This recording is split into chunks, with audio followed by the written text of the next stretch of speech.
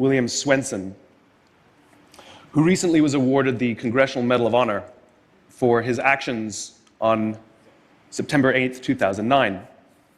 On that day, a column of American and Afghan troops were making their way through a part of Afghanistan to help protect a group of government officials, a group of Afghan government officials who'd be meeting with some local village elders. The column came under ambush and was surrounded on 3 sides. And amongst many other things, Captain Swenson was recognized for running into live fire to rescue the wounded and pull out the dead. One of the people he rescued was a sergeant, and he and a comrade were making their way to a medevac helicopter. And what was remarkable about this day is, by sheer coincidence, one of the medevac medics happened to have a GoPro camera on his helmet and captured the whole scene on camera. It shows Captain Swenson and his comrade bringing this wounded soldier who'd received a gunshot to the neck. They put him in the helicopter, and then you see Captain Swenson bend over and give him a kiss before he turns around to rescue more. I saw this, and I thought to myself, where do people like that come from? What is that? That is some deep, deep emotion when you would want to do that. There's a love there. And I want to know, why is it that I don't have people that I work with like that? You know, in the military, they give medals to people who are willing to sacrifice themselves so that others may gain. In business, we give bonuses to people who are willing to sacrifice others so that we may gain. We have the back, right? So I asked myself, where do people like this come from? And my initial conclusion was that they're just better people. That's why they're attracted to the military. These better people are attracted to this concept of service. But that's completely wrong. What I learned is that it's the environment. And if you get the environment right, every single one of us has the capacity to do these remarkable things, and more importantly, others have that capacity too. I've had the great honor of getting to meet some of these who we would call heroes, who've put themselves and put their lives at risk to save others. And I asked them, why would you do it? Why did you do it? And they all say the same thing: because they would have done it for me. It's this deep sense of trust and cooperation. So trust and cooperation are really important here. The problem with concepts of trust and cooperation is that they are feelings, they're not instructions. I can't simply say to you, trust me, and you will. I can't simply instruct 2 people to cooperate, and they will. It's not how it works. It's a feeling. So where does that feeling come from? If you go back 50,000 years to the Paleolithic era, to the early days of Homo sapien, what we find is that the world was filled with danger. All of these forces working very, very hard to kill us. Nothing personal. Whether it was the weather, lack of resources, maybe a saber-toothed tiger, all of these things working to reduce our lifespan. And so we evolved into social animals, where we lived together and worked together in what I call a circle of safety, inside the tribe, where we felt like we belong. And when we felt safe amongst our own, the natural reaction was trust and cooperation. There are inherent benefits to this. It means I can fall asleep at night and trust that someone from within my tribe will watch for danger. If we don't trust each other, if I don't trust you, that means you won't watch for danger. Bad system of survival. The modern day is exactly the same thing. The world is filled with danger, things that are trying to frustrate our lives or reduce our success, reduce our opportunity for success. It could be the ups and downs of an economy, the uncertainty of the stock market. It could be a new technology that renders your business model obsolete overnight. Or it could be your competition that is sometimes trying to kill you. It's sometimes trying to put you out of business, but at the very minimum is working hard to frustrate your growth and steal your business from you. We have no control over these forces. These are a constant, and they're not going away. The only variable are the conditions inside the organization. And that's where leadership matters, because it's the leader that sets the tone.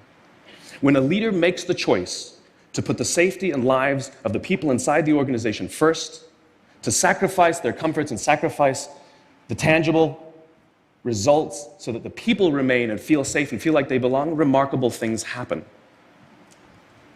I was flying on a trip, and I was witness to an incident where a passenger attempted to board before their number was called.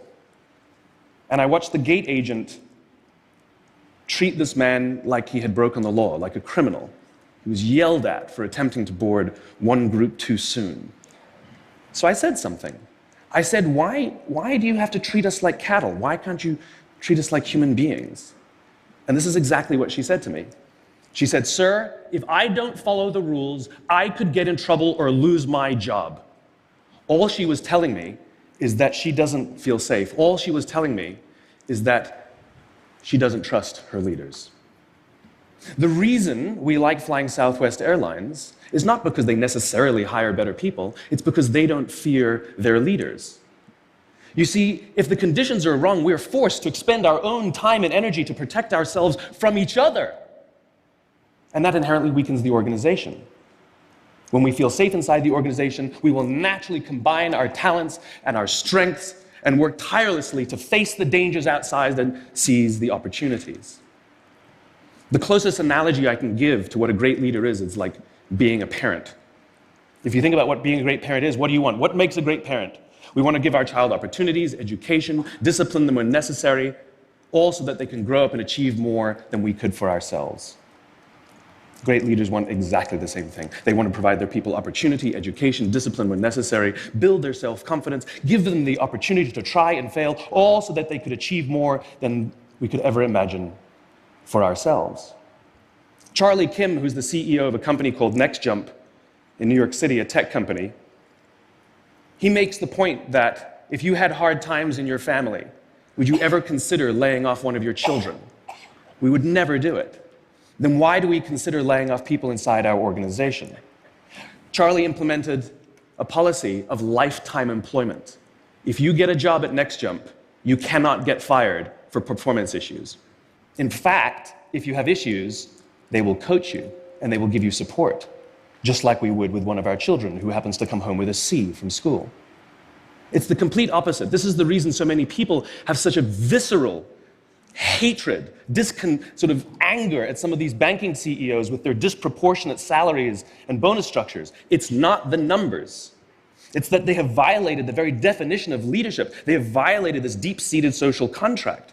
We know that they allowed their people to be sacrificed so that they could protect their own interests. Or worse, they sacrificed their people to protect their own interests. This is what so offends us, not the numbers. Would anybody be offended if we gave a $150 million bonus to Gandhi? How about a $250 million bonus to Mother Teresa? Do we have an issue with that? None at all. None at all. Great leaders would never sacrifice the people to save the numbers. They would sooner sacrifice the numbers to save the people. Bob Chapman, who runs a large manufacturing company in the Midwest called Barry Waymiller, in 2008, was hit very hard by the recession, and they lost 30% of their orders overnight. Now, in a large manufacturing company, this is a big deal, and they could no longer afford their labor pool. They needed to save $10 million. So, like so many companies today, the board got together and discussed layoffs. And Bob refused. You see, Bob doesn't believe in head counts. Bob believes in heart counts. And it's much more difficult to simply reduce the heart count. And so they came up with a furlough program. Every employee from secretary to CEO was required to take 4 weeks of unpaid vacation. They could take it any time they wanted, and they did not have to take it consecutively. But it was how Bob announced the program that mattered so much.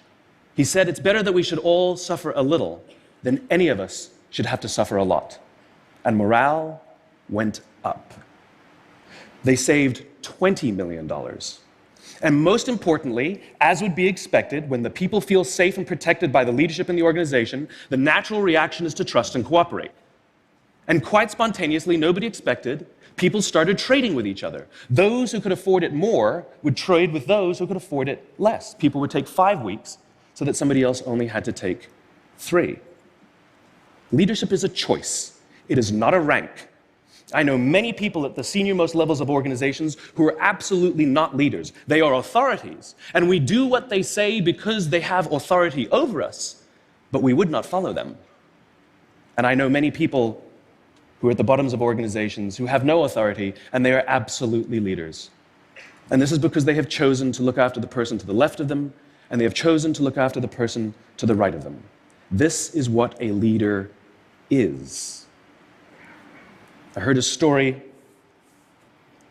of some Marines who were out in theater, and as is the Marine custom, the officer ate last, and he let his men eat first.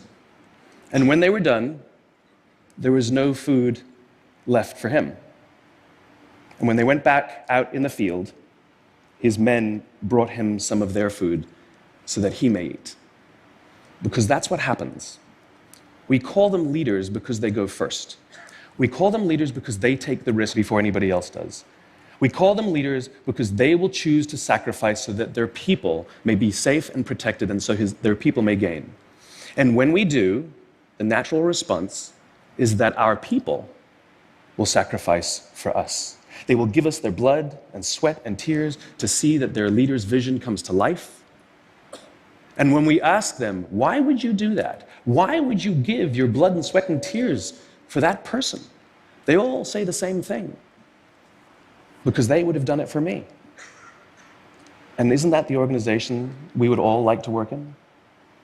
Thank you very much. Thank you.